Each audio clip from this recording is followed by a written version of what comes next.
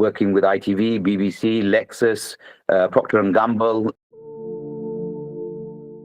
I've run the tech companies. I've run it as a business. We've had the teams. We've had the marketing team. We've had guys working for some of the biggest companies in the world, coming in, some of the biggest marketing companies in the world, working on global campaigns, working with ITV, BBC, Lexus, Procter & Gamble, etc., etc. So that was their core role. Got you. We worked with the likes of Deloitte, Disney, Warner Brothers, etc., etc. We were commissioned by ITV on one of the shows. We worked on so many different campaigns in the digital space. With regards to, two of the courses in the college are named after my company, the Manchester College.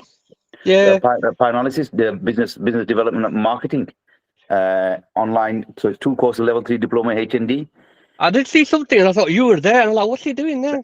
That's right. That's our course. Was that your course then? That's our course. We've been running that for 4 years. We've helped quite a few thousand students. That's it? Oh, mashallah, that's good. Alhamdulillah.